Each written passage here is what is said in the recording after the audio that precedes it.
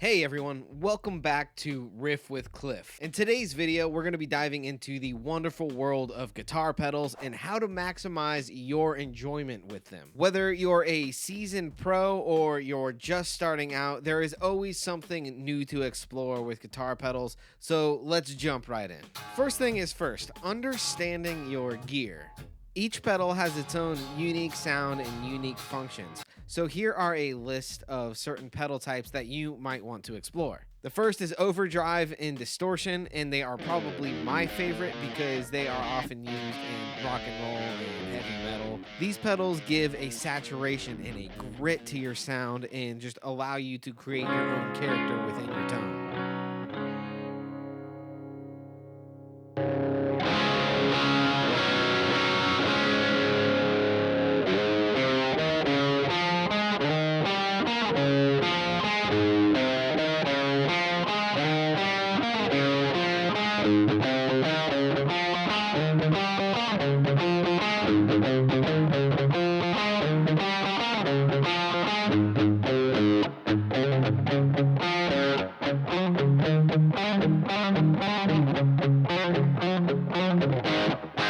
The second effect that I would look into is called a delay, which can add an echo type effect or an ambiance to your sound, and everybody loves ambiance.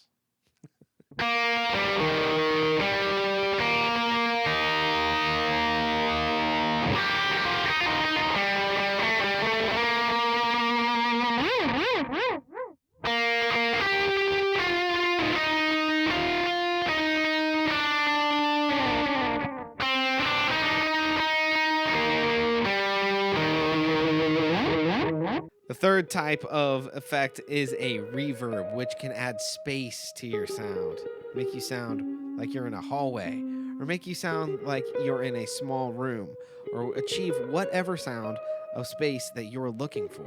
This can help you feel a bit more live and organic.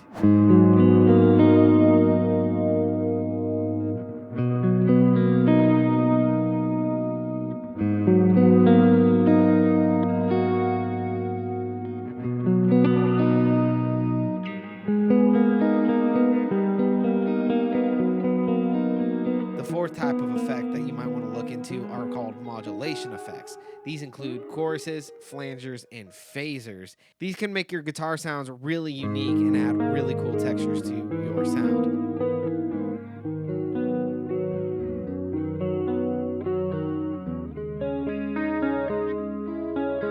I will also just throw out there that my all-time favorite type of pedal is a wah-wah because it's so expressive of the way that you play. If you have the ability to, I would definitely pick yourself up a wah-wah because it's a ton of fun.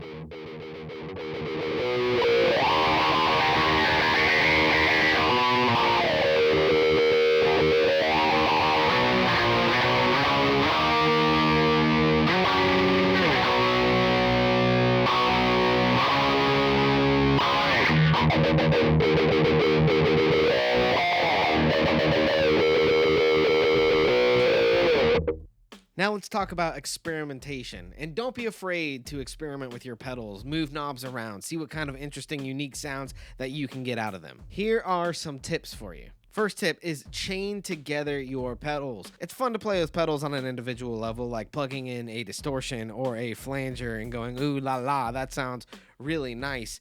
But what happens if you plug them all together? What happens if you put your distortion before a delay or your delay before a distortion? Try this out. It's a lot of fun, but I'll just throw this out there. I typically think that a distortion should go before a delay, but hey, try it out. You'll have a lot of fun doing so, and you might learn something.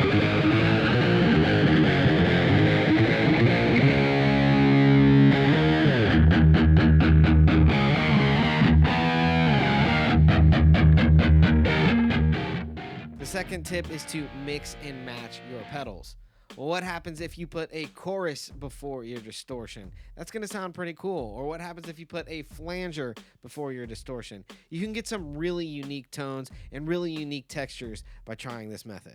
Third thing that we're going to talk about in this video is creating your own signature sound. Look, creating your own signature sound is arguably one of the most rewarding aspects of playing guitar. A signature sound could be anything, really, right? It could be plugging into a certain amp that has a certain mojo. But if you're messing with guitar pedals, the possibilities really are endless. There are a ridiculous amount of guitar pedals and even more choices as far as mixing and matching or order to your guitar pedals.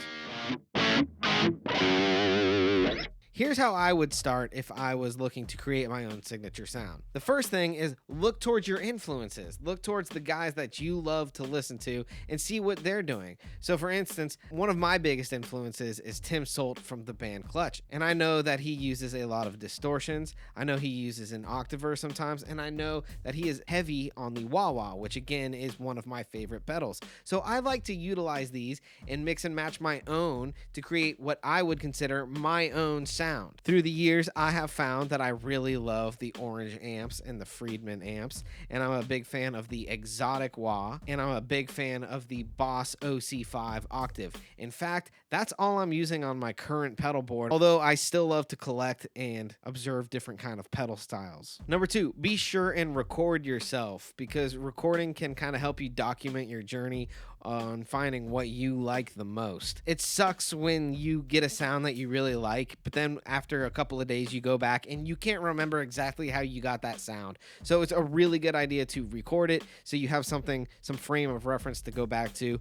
Also be sure and take pictures of your settings. Speaking of taking pictures of your settings, that could be your go-to sound. So what we did in our band is I just documented all of my settings with my bass player. We took pictures of it, and now it pretty much just stays there, with the exception of sometimes messing around if we're just feeling like we're having fun or goofing off.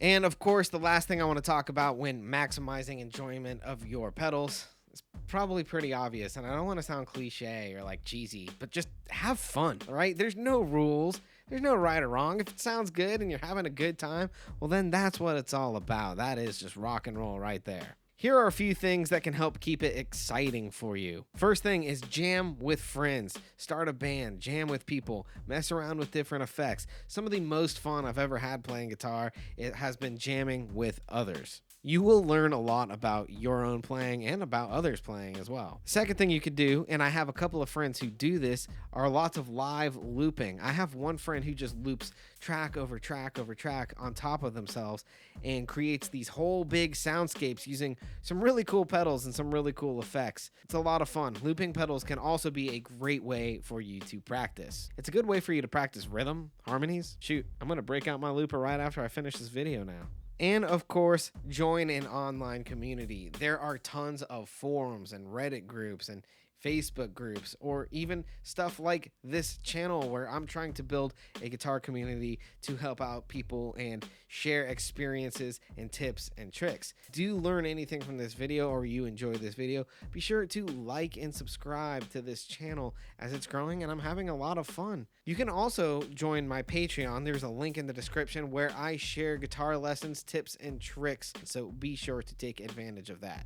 So thank you so much for hanging out with me today. I hope that these tricks help you get the most out of your guitar pedals. Let me know in the comments, what are your favorite pedals? What are you currently using on your pedal board, as I am interested to know what do I need to go pick up from the guitar store. Thank you guys so much for watching. Again, my name's Cliffhanger. This is Riff with Cliff, and I'll see you guys the next time that I see ya.